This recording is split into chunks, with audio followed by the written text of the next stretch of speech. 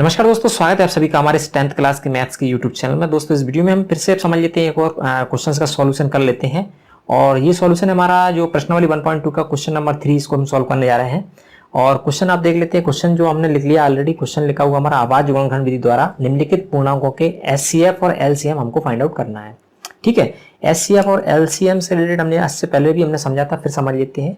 और एचसीएफ और एलसीएम का फुल फॉर्म क्या होता है वो बता देते हैं। एचसीएफ को होता है हाईएस्ट कॉमन फैक्टर, मतलब जो 2, 3, 4 नंबर्स हमको दिए होंगे उनको हम गुणनखंड करेंगे और जो कॉमन फैक्टर आएंगे वह हमारा आंसर रहेगा, तो उसको हम बोलते हैं एचसीएफ। और एलसीएम रहता है लीस्ट कॉमन मल्टीपल, और हिंदी में बोलते हैं इसको एलसीएम को लघुत्तम समवर्तक, एचसीएफ को बोलते हैं महत्तम समवर्तक। ठीक है, तो यहाँ पे कुछ संख्या है क्वेश्चन से हमको इसके अंदर 1, 2, 3 हमने क्वेश्चन नोट डाउन किए हैं। और इसमें 1 में है 12, 15 एंड 21, इनका हमको एचसीएफ एंड एलसीएम निकालना है। तो सबसे पहले हम लिख लेते हैं सॉल्यूशन, और सॉल्व बाद हम लिख लेते हैं। अब इसके करने के एलसीएम यदि हमको निकालना तो एक साथ हम निकाल देते हैं, लेकिन हमको यहाँ पे एचसीएफ भी करना है, तो एचसीएफ और एलसीएम अलग अलग करेंगे। तो चलो पहले एलसीएम कर लेते हैं, एक साथ ही कर लेंगे, कोई दिक्कत नहीं। तो एलसीएम के लिए हम क्या करते हैं, एक साथ एलसीएम फुल फॉर्म होता है कॉमन लीस्ट कॉमन मल्टीपल। तो मतलब कि जो हमारे नंबर उनको एक साथ लिखेंगे और एक साथ इनके क्या करेंगे, फैक्टर्स निकालेंगे इनको गुणनखंड विधि द्वारा। और फैक्टर्स करने के बाद जो हमारा इधर आएगा वैल्यूज, वही हमारा आंसर हो जाएगा। तो फैक्टर्स कैसे करते हैं इसको कि सबसे छोटी संख्या से सभी संख्याओं को डिवाइड करते जाएंगे, जिससे कट जाए उससे काटेंगे। तो 12 है, 2 से कटेगा, 15 नहीं कटेगा, 1 निकल, लेकिन जो 12 तो कट रहा है 2 से, तो हम 2 यहाँ लिखेंगे और 6 दूनी 12। ठीक है, इसके बाद जो नहीं कटेगा उसको वापस नीचे लिख देंगे। ठीक है, इस तरीके से। फिर 2 से एक बार और कटेगा 6, तो कितनी बार जाएगा भाग, 3 बार, 3 दूनी 6, फिर 15 एंड 21। अब 2 से कोई संख्या नहीं कट रही। अब हम क्या करेंगे, इसको 3 से काट के देख लेंगे। तो 3 से काटेंगे, 3 से 3 काटे, 3 कम 3, 15 5 बार कटेगा और 21 7 बार कटेगा। ठीक है, अब क्या बचा, 1 तो कटिए, 5 को काट देते हैं, 1 आया, 5 को 5 एकम 5 और 7 आ गया, और लास्ट में 7 से काट देते हैं, तो 1 1 एंड 1। तो कहने का मतलब जो हमारा ये वैल्यूज आती हैं, जो काटा हमने, ये वाली जो वैल्यूज हैं, ये इनको हम मल्टीप्लाई करके लिख देंगे, और जो लिखेंगे वही हमारा एचसीएफ एलसीएम होगा।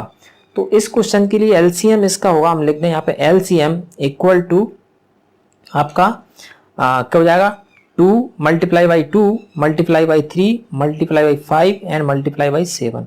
तो ये हमारा आ जाता है आंसर, किसका, एलसीएम आ जाता है इस क्वेश्चन का। ठीक है, इनको आप मल्टीप्लाई करके फाइनल लिखना भी है, नहीं इनको गुणा करेंगे इनका, तो ये जाएगा 2 2 4 4 3 12 12 5 60, और 60 का करेंगे 7 6 42, मतलब 420। ठीक है, ये आ गया। अब हमको क्या निकालना है, इसी का हमको निकालना एचसीएफ, हाईएस्ट कॉमन फैक्टर। तो हाईएस्ट कॉमन फैक्टर क्या कर रहे हैं, सभी को सेपरेट सेपरेट हम कर लेते हैं, इसके मल्टी जो गुणनखंड विधि द्वारा इसके फैक्टर्स निकाल लेते हैं, और फिर जो कॉमन आएगा वो हमारा रहेगा। तो जैसे 12 है, तो 12 ये 12 15 है ना, 12 को अपन कैसे लिख सकते हैं, 2 गुणे 2 गुणे 3। ठीक है, 12 हो गया, तो 2 4 4 3 12। इसी प्रकार 15 को कैसे लिख सकते हैं हम, 15 को लिख सकते हैं 3 इंटू 5। ठीक है, और इसी प्रकार 21 को कैसे लिख सकते हैं, 3 इंटू 7। तो हमको क्या निकालना है, एचसीएफ हाईएस्ट कॉमन फैक्टर निकालना है। कॉमन फैक्टर मतलब जो तीनों नंबर 4 नंबर जितने नंबर उनमें कॉमन होना चाहिए, और कॉमन में हाईएस्ट होना चाहिए। तो यहाँ पे हाईएस्ट क्या होगा, देखो इसमें हाईएस्ट 3 है, इसमें हाईएस्ट नहीं है, लेकिन 3 यहाँ पे मिल रहा है, यहाँ भी 3 मिल रहा है। वैसे हाईएस्ट इसमें 7 है, इसमें 5 है, इसमें 7 है, लेकिन 7 इसमें है, तो लेकिन 15 में 7 नहीं है, इसका हम 7 नहीं लेंगे, और 15 वाले में लें तो 5 दोनों में नहीं, इसका नहीं लेंगे। तो इसलिए हाईएस्ट कॉमन, तीनों में हाईएस्ट होना चाहिए, तीनों में कॉमन होना चाहिए पहले, तो इसके बाद फिर हाईएस्ट होना चाहिए। तो यहाँ पे एचसीएफ हमारा फाइनली आंसर आएगा। एचसीएफ हमारा क्या मिल रहा है, देखिए यहाँ पे कॉमन फैक्टर हमारा एक तो यहाँ पे 3 है, ये 3 है, ये 3 है, तो एचसीएफ हमारा जाएगा यहाँ पे 3।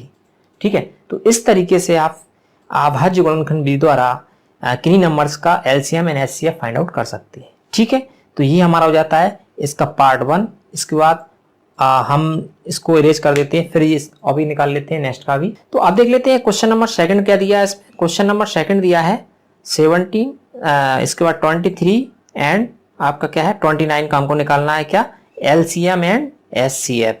एलसीएम एंड एचसीएफ हमको फाइंड आउट करना है। तो पहले वही एलसीएम निकाल लेते हैं। तो एलसीएम के लिए हम क्या करें, एक साथ सभी को लिख के काटते हुए जाएंगे। तो 17 17 23 एंड 29, ठीक है, एक साथ लिखा और एक साथ काट दें। तो ऐसी मिनिमम संख्या देगा जिससे कोई एक संख्या कट रही हो। तो देखा है 17 मिनिमम संख्या है, 23 ये किसी 1 2 3 4 किसी 17 17 से ही कटेगी, तो 17 लिख देंगे। एक आ गया, 23 किसी से नहीं कटेगी, 29 किसी से नहीं कटेगी।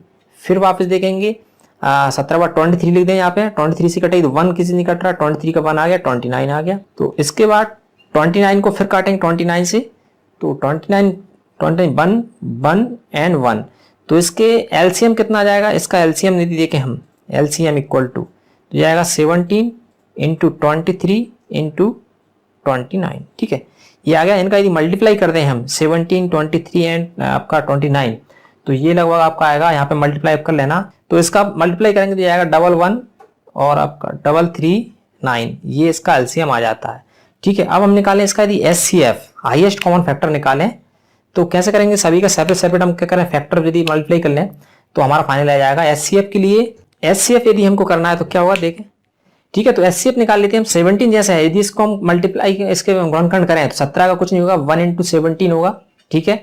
इसके बाद 29 है 23 है तो 1 इंटू 23 लिखेंगे इसको, क्योंकि कोई इसके मल्टीप्लिकेशन फैक्टर कुछ नहीं हो रहा है, और 29 है तो 1 इंटू 29 लिखेंगे इसको। अब हमको क्या निकालना, हाईएस्ट कॉमन फैक्टर निकालना। हाईएस्ट कॉमन फैक्टर देखो 17 किसी में नहीं मिल रहा, 29 किसी नहीं मिल रहा, 23 नहीं मिल रहा, 23 कोई नहीं मिल रहा, सिर्फ हमारा 1 मिल रहा है, तो इसका एचसीएफ कितना होगा, इसका एचसीएफ 1 ही होगा। ये आपको देखना, हाईएस्ट कॉमन फैक्टर देखना है, कॉमन भी देखना है, हाईएस्ट तो इसमें नहीं है, बट कॉमन भी देखना है तीनों में, तो इसलिए इसका एचसीएफ क्या होगा, एचसीएफ इक्वल टू इसका 1 हो जाएगा, ठीक है।